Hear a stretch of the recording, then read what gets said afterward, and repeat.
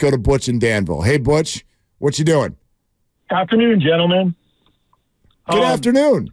All the strange responses that you hear from the players, Ayuk, Burford, even what you just heard from Kyle, including all of the fans that are saying that Kyle or the defensive coordinator should be fired, it all can be related to simple grief. You know, this has got to be the single most painful loss in the franchise history. You know, it's what we're seeing here isn't denial or anger, some of the first stages that you see in grief. So what you're getting is unfiltered responses and unfiltered radio. It's great radio right now. You're seeing honest responses from everyone. All of this is pretty normal. You know, I think at this time, everyone needs to vent it out and just, you know, voice what they're saying. I don't take what Ayuk said or his response as anything negative. He's just really angry and about the situation, and I think everyone is right now. When you get through this, normal stages of grief, you're going to get to acceptance at one point. You know, I'm not a fan of the 49ers or the Chiefs, so it allowed me to see the game from an unbiased perspective. That game was a well-played game. It was a great Super Bowl to watch. Both coaches did their job.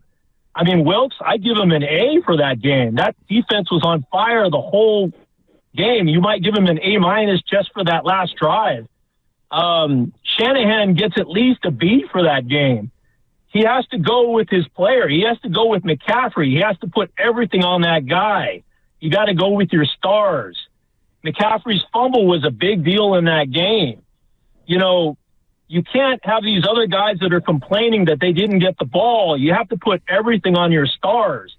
That's why you ran into the greatest player of our generation, or two of the greatest players in Mahomes and Kelsey.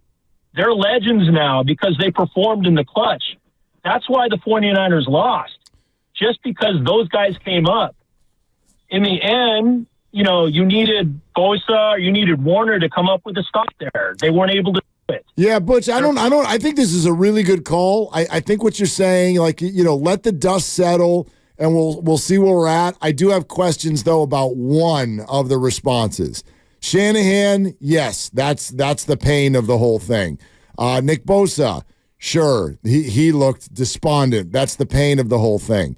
And I will certainly give that nod to Brandon Ayuk as well. He's frustrated. He's angry. He had the end zone to himself, and the ball didn't come his way. Only 3 catches.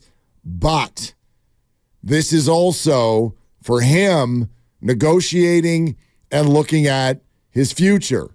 And so it's one thing to be frustrated about the way it's going, but for that to head this direction where it sounds like Brandon is essentially saying, I don't know if I can win a championship here, is interesting, because outside of the Chiefs, no one's been knocking on the door more during Brandon Ayuk's career than the 49ers. So where is it you're going to go where you're definitely going to be a champion? I'd argue for Brandon, his best opportunity to do that would be here.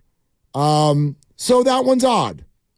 One's odd. It's not odd. The timing, I think, is odd because I think that what he said and what he's done is all natural for further down the road, because you want that contract and you want to go ahead and, you know, put that pressure on like Debo did, like Bosa did, and you want to do what everybody does in this business. But if you're Brandon Ayuk and you've gone to the playoffs in 3 or 4 years, you're right, Mark. There's only one other team really that gives you a better chance to be a champion, and they just beat you, and they've beaten you twice. And I know Ayuk wasn't on the team the first time, but it's basically the team that you just played is the team that has the best chance to be a champion, if that's really what you want. Yeah. And I think that he's just mad, and he's bitter that he only got 3 catches in all of the 3 playoff games, and it's frustrating.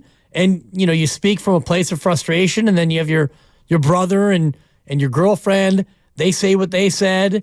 It doesn't help your case, and it just makes fans want to turn against you a little bit. Plus, I learned in the Kevin Durant saga, you're not allowed to go switch to the other team if they actually won the championship. They have to lose in the championship, and then you can join them. Good point. Yeah, so Brandon's not allowed to go to the Chiefs. All right, let's go to Robert in Concord. Hi, Robert. What are you doing? Good. Thanks for taking the call. Yeah, man. It brought back a nice memory I have. I go back with the Niners. The importance of being prepared, especially in a game like this. Back in the famous catch, that was an actual play that Bill Walsh made the team practice. And he told them, we might need this one day. And the players probably thought, what's the chance in that ever happening? Well, that play turned their whole thing around. They beat the Cowboys. They went on to win a Super Bowl. And I would argue that was probably the most famous play that the Niners have. And it's a play that they thought they would never need.